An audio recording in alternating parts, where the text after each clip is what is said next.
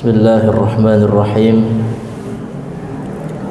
Assalamualaikum warahmatullahi wabarakatuh. Alhamdulillah. Alhamdulillahilladzi farada as-siyam wal qiyam wa tilawatil Qur'an. أشهد أن لا إله إلا الله وحده لا شريك له شهادة توصلنا إلى الجنة وتبعدنا من عذاب الله وأشهد أن سيدنا ومولانا محمدا عبده ورسوله لا نبي ولا رسول بعده اللهم صل على سيدنا محمد وعلى آله الطيبين وأصحابه الغر الميامين وسلم تسليما كثيرا أما بعد. Jamaah salat Isya dan Tarawih yang dirahmati Allah, tiada kata yang lebih indah kita ungkapkan di malam paling indah ini, di tempat yang terindah ini, di bulan yang terindah ini, melainkan ungkapan syukur alhamdulillah. Salawat dan salam terbaik kita haturkan kepada makhluk terbaik, panutan terbaik, baginda Nabi Muhammad sallallahu alaihi wasallam. Hadirin jamaah salat Isya dan Tarawih rahimakumullah. Malam hari ini kita patut bahagia. Kebahagiaan kita ini kalau kita ekspresikan layaknya bahagianya seorang petani yang sedang menatap sawah yang siap panen. Kira-kira ya, petani itu melihat sawahnya yang siap panen senang atau sedih? Senang, bahagia. Setelah 2 bulan yang lalu mereka berjibaku menanam bibitnya siang sore dengan peluh dan kotor, mereka dengan sabar menanam padi itu. Kemudian setelah ditanam, tidak dibiarkan begitu saja. Padi yang tadi ia tengok setiap hari, ia tungguin dari pagi, siang sampai malam. Khawatir padi tadi ada yang memakannya, hamanya, sehingga ia rela malam hari tidak tidur untuk menjaga agar padinya dalam keadaan sehat. Setelah 2 bulan ia lalui, panas, terik, peluh, bau, kotor, ya.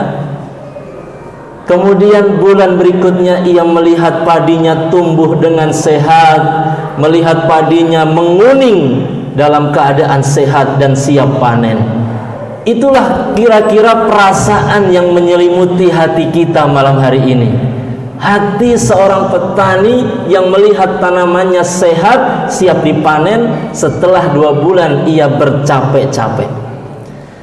Begitulah para ulama menggambarkan bagaimana bulan Ramadan adalah bulan panen. Bulan Rajab adalah bulan menanam. Syahrul Rajab syahruz zar'i, kata ulama. Kemudian selanjutnya bulan Sya'ban.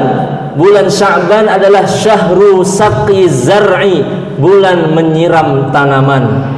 Kemudian tibalah kita di bulan Ramadan adalah syahrul hasad, bulan memanen.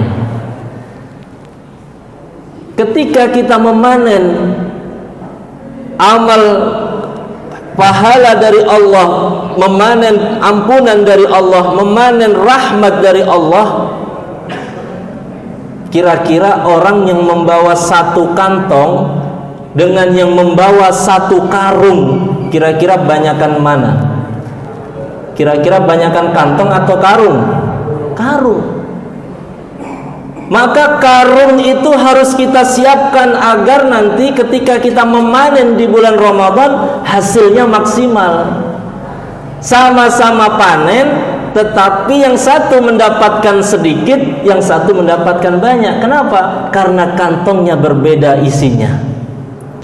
Dan kantong itu adalah tubuh kita semuanya. Ada yang kantongnya hanya sempit, ya memaknai puasa ini hanya menahan lapar dan dahaga, itu kantong sempit. Tidak makan, tidak minum, tidak berhubungan dengan suami istri di siang hari, itu kantong sempit. Panen gak dia? Panen, tapi hasil panennya mendapatkan sedikit. Berbeda dengan orang yang membawa karung yang besar. Dia tidak hanya berpuasa dari makan minum, tetapi berpuasa dari semua anggota tubuhnya. Matanya berpuasa dari hal-hal yang haram, kupingnya berpuasa dari mendengarkan yang haram, mulutnya berpuasa dari hal-hal yang haram, tidak mengucapkan yang haram. Begitupun juga tangannya tidak menulis hal-hal yang haram. Kadang-kadang mulutnya diam, yang rame apanya Bu? Tangannya. Ramenya di mana?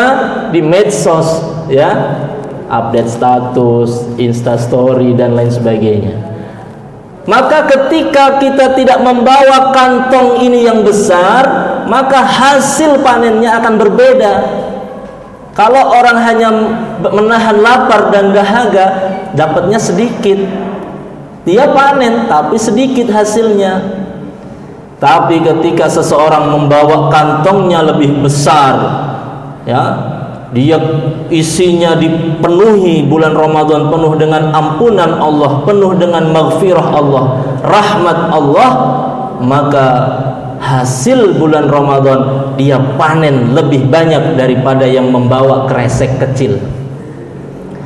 Maka Rasulullah SAW memberikan pedoman ketika kita berpuasa, man lam yada' qaulaz zur, siapa yang tidak meninggalkan omongan bohong, omongan keji, omongan menipu, wal amala bihi, dan melakukan kebohongan, falaysa lillahi hajatun fi ayyada'a ta'amahu wa syarabahu, maka Allah Subhanahu wa ta'ala juga tidak peduli orang ini puasa atau tidak.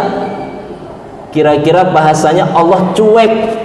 Kamu mau puasa atau tidak, tapi kalau tidak menjaga lisanmu, menjaga anggota tubuhmu dari hal-hal yang haram, kira-kira puasanya tidak mendapatkan pahala yang maksimal.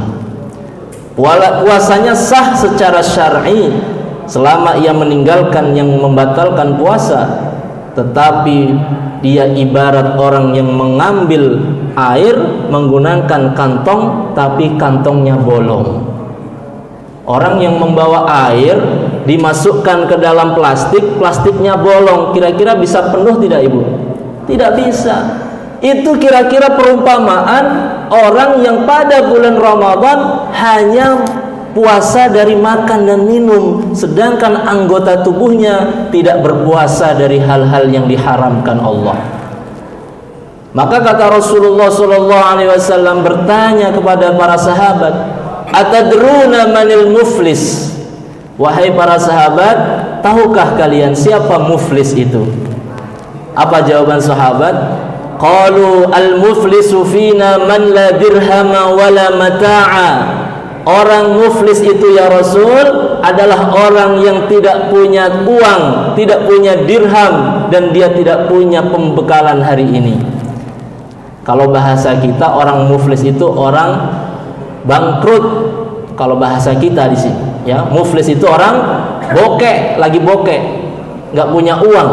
Ya. Kata Rasulullah, itu muflis di dunia. Tapi orang muflis, orang yang bangkrut di akhirat itu adalah man ya'ti min ummati bi salatin wa siyamin wa zakatin. Orang yang datang pada hari kiamat dengan membawa pahala salat, pahala puasa, pahala zakat, tetapi qad syatama hadza wa qadhafa hadza wa akala mala hadza.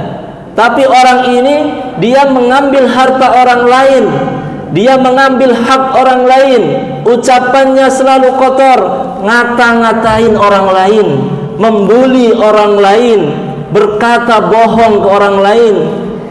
Maka apa kata Rasulullah? Nanti di akhirat orang-orang yang dizalimi oleh orang ini akan diambilkan dari pahala-pahalanya selama di dunia. Jadi di akhirat pahalanya diambilin sama orang. Loh, pahala saya kemana ya Allah? Saya di dunia sholat saya 5 waktu, puasa saya 1 bulan penuh bulan Ramadan, saya zakat ya Allah. Tapi kenapa pahala saya berkurang terus ini? Kenapa? Karena kamu di dunia tidak menjaga lisanmu, tidak menjaga tubuhmu, menzalimi dari orang lain.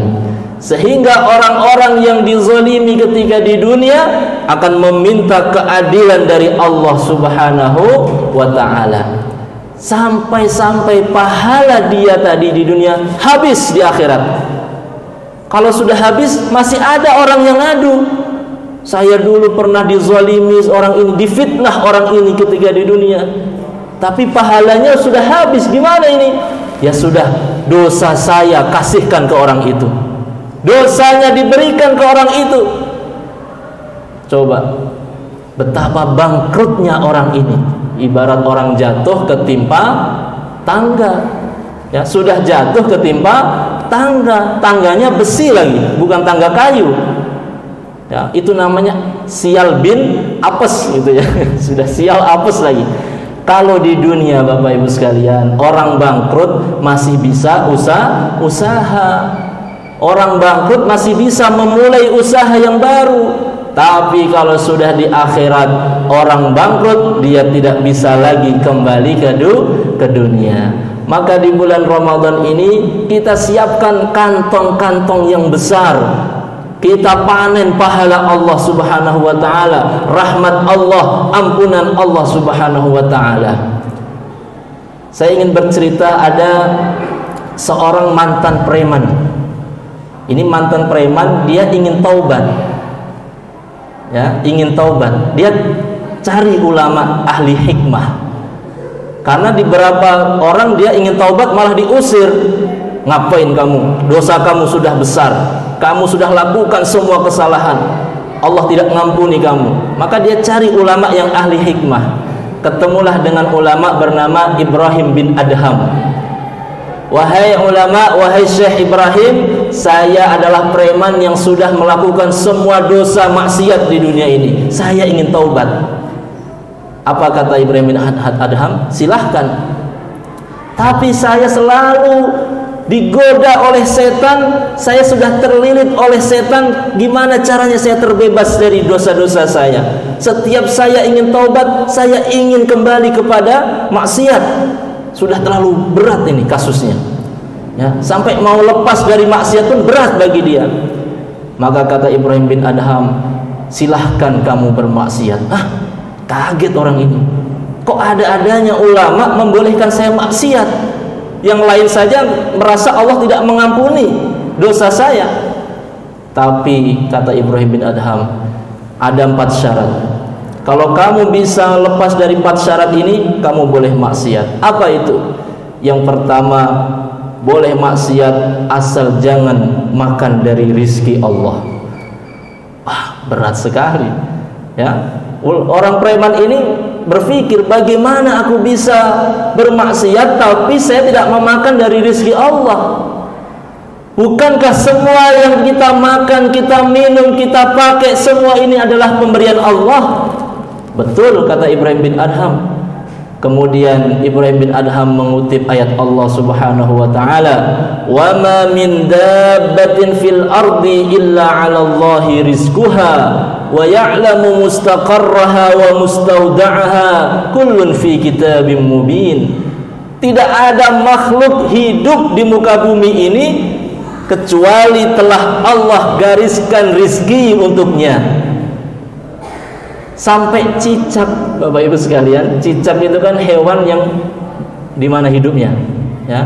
Kalau dalam lagu itu merayap di dinding. Makanannya apa cicak itu? Nyamuk. Dia merayap di dinding, rizkinya adalah apa? Nyamuk yang terbang. Dan tapi itulah sudah digariskan oleh Allah, rizki tidak akan tertukar. Dia merayap di dinding, makanannya terbang kemana-mana, tapi tetap kena aja, ya. Hap langsung ditangkap, gitu ya. Masya Allah, itulah bukti bahwa Allah itu sudah menakar rizkinya masing-masing. Apalagi manusia. Maka aneh orang yang memakan rizki Allah, ia kuat melakukan amal dengan rizki Allah, kemudian dia ingkar kepada Allah, dia maksiat kepada Allah. Akhirnya orang ini berpikir dia tidak jadi maksiat. Yang kedua, kata Ibrahim bin Adham, boleh kamu maksiat, asalkan jangan di atas bumi Allah Subhanahu wa ta'ala. Wah, di mana ada bumi selain buminya Allah? Ia lari ke ujung kulon, ke timur, ke barat, ke utara, semuanya bumi Allah. Nyerah dia. Kemudian Ibrahim bin Adham mengutip ayat Al-Quran, ya ibadiyalladzina amanu inna ardi wasi'atun fa iyaya fa'budun. Wahai hambaku yang mukmin, sesungguhnya bumiku amat sangat luas, hanya kepadakulah kalian menyembah. Maka menyerah lagi nih preman nih. Aduh, saya lari kemana aja di atas bumi Allah. Gak ada bumi selain ciptaan Allah, ya. Coba lari di mana? Itu buminya Allah, ya. Kemudian yang ketiga, silahkan Anda bermaksiat asalkan tidak terlihat oleh Allah. Bagaimanapun kalian melakukan maksiat, pasti di sana ada Allah. Kok bisa? Innallaha la yakhfa 'alaihi syai'un fil ardi wala fis sama'. Tidak ada di langit dan di bumi kejadian apapun yang lepas dari perhatian Allah Subhanahu wa ta'ala. Sampai ada daun yang jatuh dari pohon kecuali Allah tahu itu. Berapa miliar, Pak, daun di dunia ini? Berapa ratus miliar daun di dunia ini? Ada satu yang jatuh dari pohon. Kita manusia mau kita melakukan maksiat sendirian, Allah tahu. Mau kita melakukan maksiat tengah hari, Allah tahu. Di dalam kamar, Allah tahu. Di dalam lautan, Allah tahu. Di tengah samudra, Allah tahu. Innahu ya'lamul jahra wa akhfa. Allah tahu apa yang jelas dan apa yang tidak terlihat. Bahkan Allah tahu apa yang ada di dalam hati kita. Yang terakhir, silahkan bermaksiat asalkan kuat dengan siksa Allah di neraka. Apa siksa Allah di neraka, wahai Ibrahim bin Adham?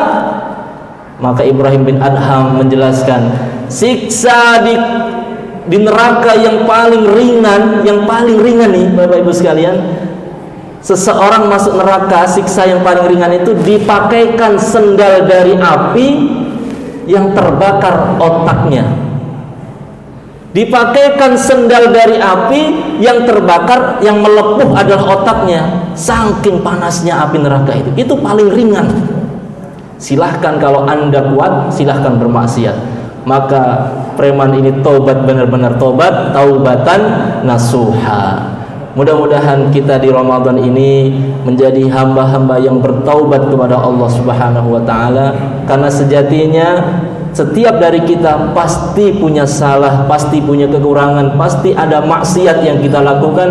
Dan Allah Subhanahu wa ta'ala menutupi aib-aib kita semuanya, Pak. Kita kenapa bisa saling menghormati satu sama lain ini? Karena Allah menutupi aib-aib kita.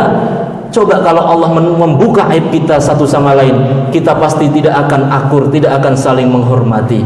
Oleh karena itu Allah Maha Baik, maka kita harus memanen pahala di bulan yang berkah ini. Aqulu qouli hadza wa astaghfirullah li wa lakum.